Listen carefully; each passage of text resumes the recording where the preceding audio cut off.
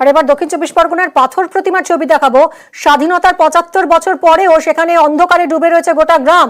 দক্ষিণ গোবিন্দপুরে চরম দুর্ভোগ। গ্রামে ৫০টি বিদ্যুতের খুঁটি রয়েছে, কিন্তু থাকলে কি হবে? বিদ্যুৎই নেই। ১২ বছর আগে ট্রান্সফরমার বসানো হয়েছে, কিন্তু এখনো কোনো পর্যাপ্ত পরিষেবা পাচ্ছেন না গ্রামবাসীরা। বাজার থেকে বিদ্যুতের তার টেনে চলছে দেদার হুকিং, এবং এই হুকিং এর তারে পদে পদে বিদ্যুতের বিপদ। বৃষ্টির জলে যে কোনো মুহূর্তে বড় দুর্ঘটনার আশঙ্কা। এমনকি এরকম দুর্ঘটনা ঘটেওছে। কয়েকদিন আগে বিদ্যুৎ স্পৃষ্ট হয়ে মৃত্যু হয়েছে একজনের। দ্রুত ব্যবস্থার আশ্বাস দিয়েছেন পাথর প্রতিমার পঞ্চায়েত সভাপতি।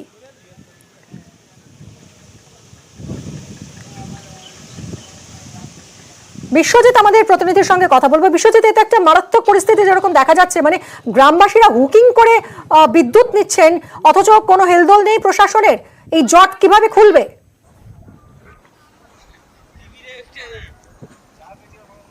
হ্যাঁ দেখো, একেবারে যেটা গ্রামবাসীরা কিন্তু পরিস্থিতির চাপেই কিন্তু শেষ পর্যন্ত বাধ্য হয়েছেন।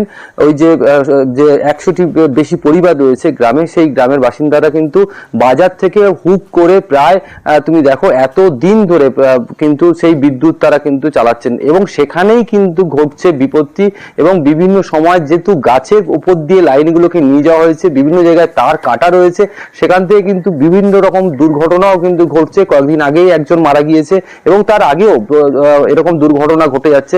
ওরা গ্রামবাসীদের যেটা অভিযোগ, বারে বারে প্রশাসনের দ্বারস্থ হয়েছে, পঞ্চায়েত থেকে শুরু করে বিডিও অফিস, ইলেকট্রিক অফিস, সমস্ত অফিসকে জানালেও মানে কোনো রকম কিন্তু কাজ হয়নি। হ্যাঁ, কাজ হয়েছে, তবে কাজটা কি, ১২ বছর আগে ৫০টির মতো খুঁটি দেওয়া হয়েছে, ইলেকট্রিক পোস্ট দেওয়া হয়েছে।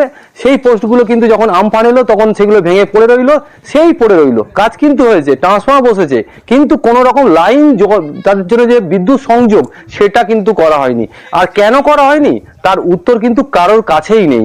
এবং আমরা যেটা পঞ্চায়েত সমিতির পাথর প্রতিমা পঞ্চায়েত সমিতির সভাপতির সঙ্গে কথা বলেছিলাম, তিনি সেটা বললেন যে ২ মাসের মধ্যে সমস্যা সলভ হয়ে যাবে। এতদিন কেন হয়নি?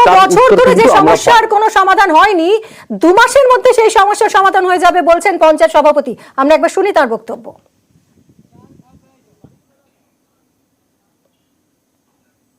সঙ্গে আলোচনা করেছি, তো আমাদের স্থায়ী সমিতির মিটিংয়েও এটা উঠেছে, এবং আমরা চেয়েছি যে ওটা খুব তাড়াতাড়ি ১ মাস ১.৫ মাসের মধ্যেই ওটা যতটা সম্ভব আমরা কমপ্লিট করার চেষ্টা করব, ওখানে যাতে সবাই মিটার পেয়ে ভালোভাবে এটা করতে বিদ্যুৎটা ব্যবহার করতে পারে, যাতে না হুকিং করতে হয় মানুষকে। এটা আমরা পাথর প্রতিমা পঞ্চায়েত সমিতি নিয়েছি, উদ্যোগ নিয়েছি। আমফানে সব ভেঙে তছনছ হয়ে গেল, তারপরে আর আসেনি কারেন্ট সার্চ করতে। আমাদের হুক করে কারেন্ট জ্বালতে হচ্ছে। মিটার এসছিল, তারপরে আর চার্জিংও করে না, আর পোস্টও টাঙায় না, তারও খাঁচে না। এই আমফান ঝড় হয়েছে, পড়িয়েছে, শরীর টানে পাট গুটি গিয়ে চলি। আর তাহলে এখন কিভাবে কারেন্ট জ্বালান? এখন আমাদের এইখান থেকে হুক মেরে তার লেগে যে প্রতিদিন একজন মারা গেল। কারেন্টটা এমন আছে, আমাদের এদিকে লাইনটা দিচ্ছে না, যদিও পোস্টটা পুঁতে দিয়ে গেছে, তাও আমফান জোরে ভেঙে গেছে, তাও এসে সাইজ করে দিয়ে যায়নি। ১৫-২০ বছর আপনারা এইভাবেই চলছে? হ্যাঁ, এইভাবে চলছে।